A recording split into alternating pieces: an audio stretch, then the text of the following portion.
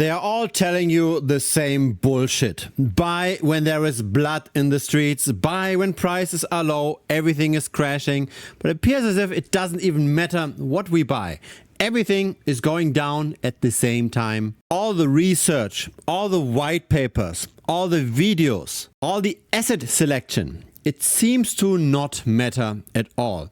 Even Bitcoin and Ethereum, so Ethereum at the top, Bitcoin at the bottom, it appears as if they move in the same direction at the same time. What we see here in white, that's the correlation coefficient between the two. So that's a technical term describing whether or not the two assets move in similar direction or in opposite directions. The correlation coefficient is pretty much always above 0. So Bitcoin and Ethereum trades the same. It seems like it does not matter at all what we buy. However, once we look at the relative valuation, so this is now ETH relative to Bitcoin, there are times when it makes sense to be rather in ETH. This is an outperformance of 460%. Then came the merge from proof of work to proof of stake, and Ethereum underperformed Bitcoin by close to 80%. Interestingly enough, the Ethereum relative to Bitcoin market cap looks very similar to the Ethereum dominance chart.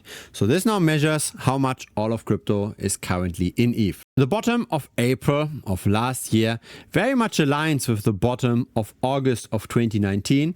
That's when roughly 7% of all of crypto was in Ethereum in terms of market caps. Then we had a nice run up. Ethereum outperformed the rest of crypto by more than 100%. But since August of last year, that outperformance has waned.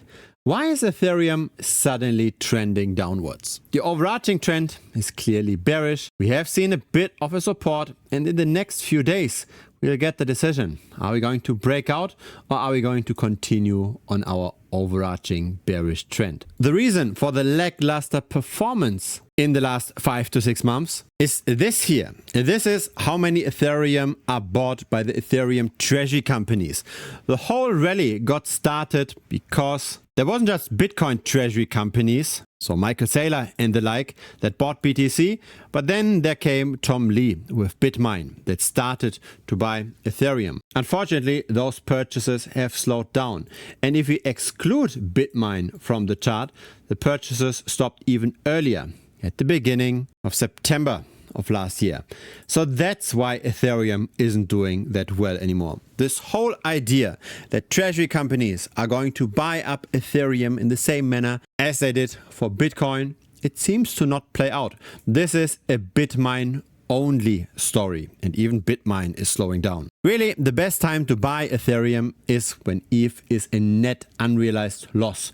So when the average Ethereum investor sees red in their portfolio, when the market is completely agnostic to future price movements. Have a look at this. This is the realized price. So that's the average cost basis of the market. It's currently at roughly $2,400. If we are below this realized price, it might make sense to sometimes buy some ETH. When we are above, people sometimes take profit in ETH. And so this is how I time the market. I just look at statistics. I like to follow the trend. I like to bet on falling prices when we are below a moving average. I like to bet on rising prices when we are above the moving average. Currently, we are below. And the moving average here, this line in white, that's the 34-day simple moving average. So I've backtested all the moving averages for Ethereum to follow the trend from the 2-day all the way to the 200-day. The 34-day simple moving average by far got the best performance. And you can use the moving average simply to get into cash and avoid the bear markets. Where of course now it sounds a bit late to say that, but if you've been following this channel for a while, you know about this moving average already, and you might have already sold. We definitely did. We made money by betting on falling prices. And that's the point. Instead of just getting into cash, we can also bet on falling prices whenever we are below, and we enhance our returns. Just have a look at this, right? Ethereum lost 90% while following the moving average just continued to print money. The volatility is much lower and the performance is much higher. We can then, of course, even enhance the performance by adding some leverage on the long side, some leverage on the short side. We want to make this in a smart manner because once we go beyond, say, 3x, we get very close to potentially losing everything. We're getting liquidated, and even having too much leverage reduces our long-term expected return. So we don't necessarily want to go beyond 2.5x for the long side and 1.25x for the short side. But if we add that leverage, we turn this performance into this performance here. And that's my preferred way of treating Ethereum now. It's a strategy that worked very well in the past. We go 1.25x short and 2.5x long, and currently we are short and we made money with this.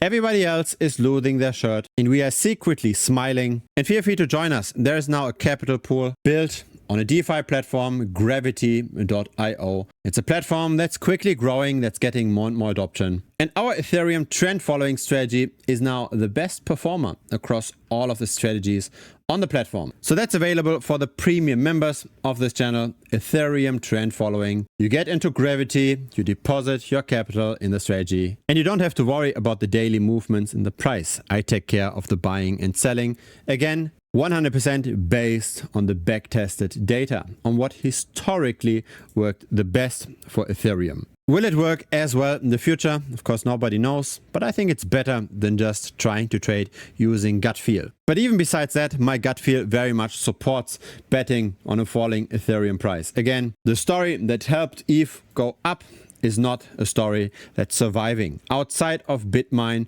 no other treasury company is buying ETH. And so all we're seeing is long-term holders taking profit. Here's the Ethereum supply that has not been moved for the last year. It's going down. In other words, the long-term holders are offloading. That's what's depressing the price. But just because prices are going down and most people are losing money, that doesn't mean that we have to as well. Again, I like to determine the best rules and trade upon those rules instead of re-evaluating every situation and coming up with marginal decisions. A link to Premium pops up here on the screen on the right. Feel free to click on that. It's currently $125. It gives you access to this, which gives you access to this, which hopefully turns into this in the future. If you got some value out of this video, then feel free to give this a like. It will help the channel grow. See you next time on YouTube or see you on Premium. Cheers!